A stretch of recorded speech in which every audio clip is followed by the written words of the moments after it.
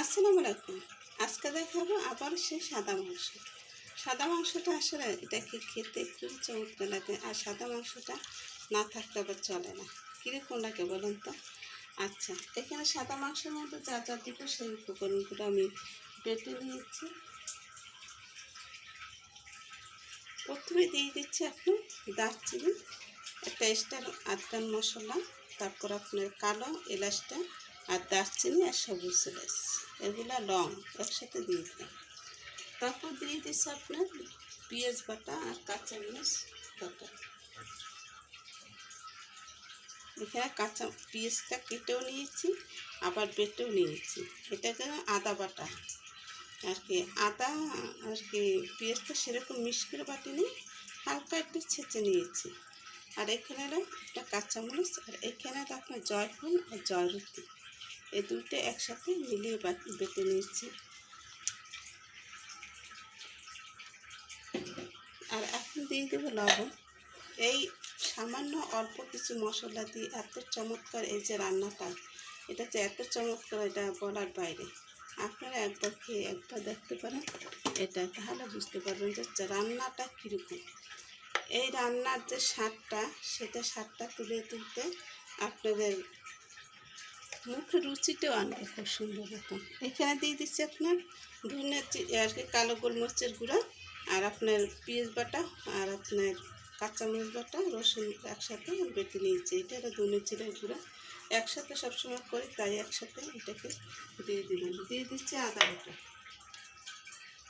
সব মেপে দিয়ে দিলাম।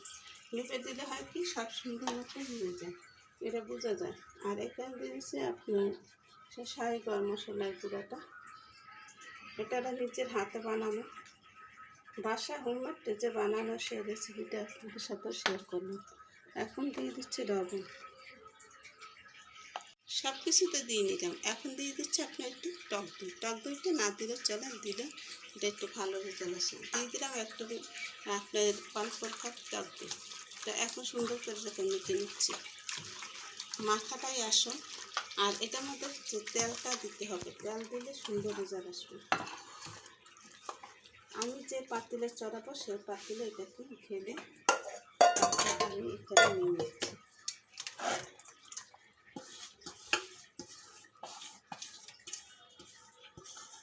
এখন আমার মাখতে দিতে হবে, কারণ কি এখানে 1.5 কেজি মাংস আছে, 1.5 কেজির বেশি হবে কি 15 কেজি। তা এই মাংসটা মাখতে হলে একটা বড় সড়ো একটা পাতিল লাগে, যে পাতিলে রান্না করেন সেই পাতিলে একটু মাংসটা মেখে এইভাবে চড়িয়ে দিবেন। তাই দিয়ে দিচ্ছি এখানে আপনার তেল। আমি কিন্তু সরিষার তেলটা সবসময় খাই, সরিষা ফরচুন আর সয়াবিন তেলটা আমি খুব কম খাই, এটা ভাজা করার জন্য। আর ফরচুন আর আপনার সয়াবিন আর সরিষা এগুলো সব রান্নার জন্য আমি এটা ব্যবহার করি। আপনাদের সাথে সত্যি সত্যি কথা বলে কোনো সময় মিথ্যে কথা বলি না। তারপর যদি আপনারা মনে করেন যে আমি চাপা সারি করে মিথ্যে কথা বলি, তাহলে আর কিছু করার নাই। কিন্তু এখন দিয়ে দিচ্ছি দুধটা দিয়ে দিচ্ছি, আর হাফটা দিয়ে দুধটা দিয়ে দিচ্ছি। এখানে লিকুইড দুধ আমি যে পরিমাণে দুধটা দিয়ে নিয়েছি, আর বাকিটা পরে দিয়ে নিচ্ছি।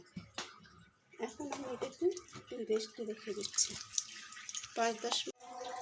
তা চুলাতে বসিয়ে দিলাম, আর চুলাতে বসিয়ে দিয়ে এখন একটু চুলা জালটা জ্বালিয়ে দিলাম।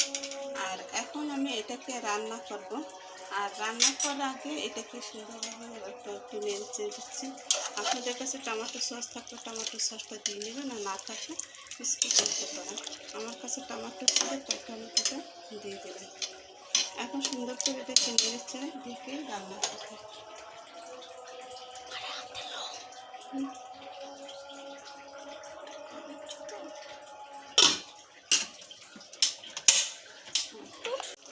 আর মাংসটা দেখুন কত সুন্দর হয়েছে। আসলে মাংস রান্নার একটা অভিজ্ঞতা থাকা লাগে, আর মাংসটা মেখে চড়ালে হবে সুন্দর হয়। বেশি করে মশলা দিলেই সুন্দর হয় না বন্ধুরা, বেশি করে মশলা দিলেই একেবারে পারফেক্ট যে একেবারে সুন্দর হবে সেটা না। আর মাংসটা যেরকম রান্না করেন সেরকম মশলাটা গায়ে গায়ে যেন লেগে থাকে, সেরকম করে মশলাটা দেবেন। আর অতিরিক্ত মশলা দেবেন না, তাহলে কিন্তু মুখটা মেরে যায় খাওয়ার সময়। তো আমি এগুলো কষিয়ে কষিয়ে রান্না করতেছি। আর কষিয়ে কষিয়ে রান্না করলে কিন্তু এটা খুব স্বাদটা তুলে, আর কি সুন্দর একটা ফ্লেভার বেরিয়ে যাচ্ছে, সুন্দর একটা ঘেরান। এই ঘেরানটাই আমাদের কাছে খুব সুন্দর লাগে। আচ্ছা, আমি আবার ঢেকে দিচ্ছি। এরকম নাড়তে নাড়তে রান্না করতে করতে খুবই সুন্দর একটা ফ্লেভার বেরিয়ে যাচ্ছে। আর এই ফ্লেভারটা এখন আমি মাংসের মতো পানি দিয়ে দেবো বন্ধুরা। আর এই ফ্লেভারটা আর কি সুন্দর লাগে, খেতে খুব চমৎকার লাগবে। তারা এখন একটু পানি দিয়ে দিচ্ছে, তারপরে একটু গুঁড়ো দুধ আর ঘি দিয়ে দিল, তারপর নামিয়ে ফেলে দিচ্ছি। তো এখন একটু গরম পানি অ্যাড করে দিলাম। আর এখন আবার ঢেকে রান্না করবো। এটা সিদ্ধ হয়ে গেছে, আমার ক্যামেরায় দেখে নিচ্ছি চেক করে। এত লবণ মরিচ সব কিছু ঠিক আছে। আমি আপনাদেরকে একবারই বলেছিলাম লবণ কিন্তু আমি চেক করি না, তারপরে মেখে দিয়ে চেক করালাম। মাংসটা যখন হয়ে আসছে তখন দিয়ে দিচ্ছি একটু কাঁচামরিচ আর কিছুটা কিশমিশ। যেটা আলু বোকরা নাই, তার জন্য আমি কিশমিশটা ব্যবহার করলাম। আর কিশমিশ যদি ব্যবহার না করতে চান তাহলে অ্যাভয়েড করতে পারেন। আর এটা দেওয়া লাগবে সেরকম কোনো কথা না। অনেকে দেখে চিনি দেয়, চিনি না দিয়ে একটু কিশমিশটা ইউজ করতে পারেন। আর দিয়ে দিচ্ছি গুঁড়া দুধ। গুঁড়া দুধ এখানে দিয়ে দিলাম 2 চামচের মতন। আর গুঁড়া দুধও কিন্তু মিষ্টি আছে। আমরা লিকুইড দুধ, গুঁড়া দুধ এগুলো কিন্তু মিষ্টি বাড়াই। তারপর আপনাদের কাছে যদি আলু বোকরা বা দিতে চান তাহলে দিতে পারেন। আমার কাছে ছিল না, তাই আমি দিলাম না। যেমন মাংসটা হয়ে গেছে, এখন তেলটা বেশি উঠছে, আমি এখন নামিয়ে ফেলছি। তো রেসিপিটা কেমন লাগতো আপনাদের কাছে? অবশ্যই ভালো লেগেছে। ভালো লাগলে অবশ্যই লাইক শেয়ার কমেন্ট করুন, পাশে বেল বাটনটা ক্লিক করুন। নতুন নতুন রেসিপি পাওয়ার জন্য আপনাদের সাথে থাকবো। বন্ধুরা, আমার অনেক রেসিপি অনেকে আমার এটা খুবই প্রশংসা করছে, যেহেতু বিরিয়ানি তারপর আপনার পেশোয়ারি সেগুলো খুবই প্রশংসা করছে। আচ্ছা, যাই হোক, আমি আজকে মতো বিদায় নিচ্ছি বন্ধুরা। আল্লাহ হাফেজ।